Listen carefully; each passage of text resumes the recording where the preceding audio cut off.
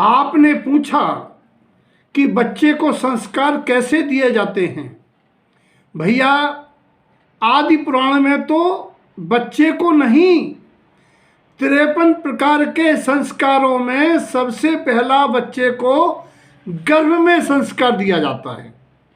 जब कोई बच्चा या बच्ची गर्भ में आता है तो जो भ्रूण विकसित होता है, विज्ञान कहता है कि उस भ्रूण से उत्पन्न पेट में आने वाले बच्चे का माँ के साथ गहरा संबंध होता है। उसी पर उसकी माँ की भावना और प्रवृत्तियों का गहरा असर पड़ता है।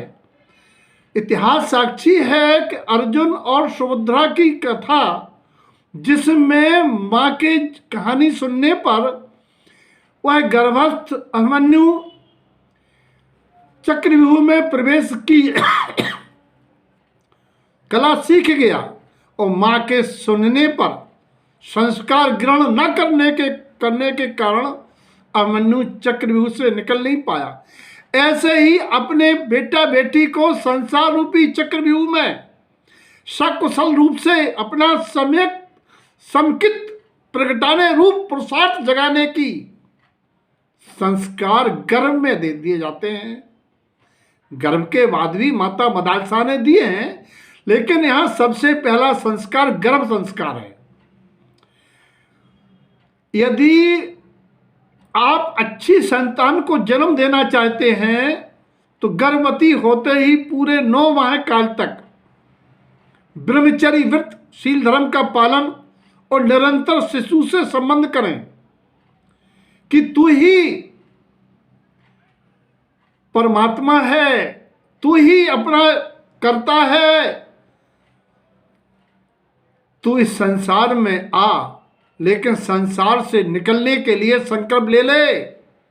तेरे को मेरे निमित्त से गर्भ में बड़ी पीड़ा हो रही होगी, अब तू प्रतिज्ञा ले ले कि इसके बाद मां का गर्भ धारण नहीं करना पड़े, स्तनपान नहीं करना पड़े, क्योंकि मैंने गलती की थी स्त्री पर्याय पाके, लेकिन आज मैं उस ऋण से मुक्त हो रही हूं कि मैं एक परमात्मा को जन्म दूंगी। वो मेरा बच्चा सम्यक्त को प्रकटा करके परमात्मा बनेगा और आगे मैं भी सम्यक्त प्राप्त करके स्त्री पर्याय का छेदन करके नरभव सफल करूंगी। और मां का कर्तव्य होता है कि 9 माह मन में मलिनता पैदा न होने दे, अधिकतर समय आमोद प्रमोद चिंतन मनन स्वाध्याय प्रसन्नता पूर्वक लगाएं। इंटरनेट टीवी से दूर रहे, क्योंकि उससे जो किरणें निकलती हैं बच्चे के लिए बहुत हानिकारक होती हैं। और 5 माह के पूर्व पात्र दान दे करके आशीर्वाद लें, ज्ञान लें, उनकी विनय करें पात्रों की। बच्चे में वो पात्र दान के संस्कार आएंगे। और शास्त्रों में राजा सैणक जैसे महापुरुषों की गाथाएं पुराणों से पढ़ें और प्रतिदिन भावना योग करें। भावना कि मैं एक अच्छी संतान को जन्म दूं। संयम के संस्कार हमारे अंदर भी हों। ये संस्कार बलवान होंगे तो हमारी संतान संस्कारित होगी। माँ का खान पान अच्छा होगा तो पेट के आहार से जो बच्चे का पोषण मिलता है, बच्चा भी एक संयमी श्रावक होगा। यदि गर्भ अवस्था में माँ अभक्ष्य का सेवन करे और बच्चे को संयमी श्रावक की उम्मीद करे, ये बिल्कुल मुमकिन नहीं है। इसीलिए माँ को खान पान, रहन सहन, वेशभूषा सरलतम, बड़ा प्रसन्न चित्त, धर्मपरायण महिला होना चाहिए।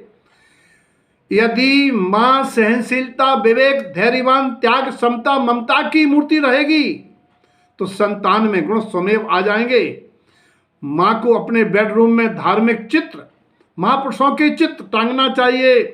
प्रेम, वात्सल्य प्रफुल्लित करने वाले प्राकृतिक दृश्य टांगना चाहिए।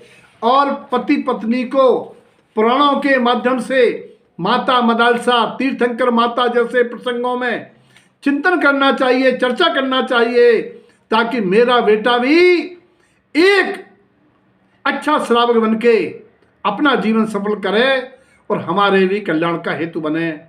इसीलिए हर माता पिता का कर्तव्य है गर्भ में बच्चे को संस्कार देना।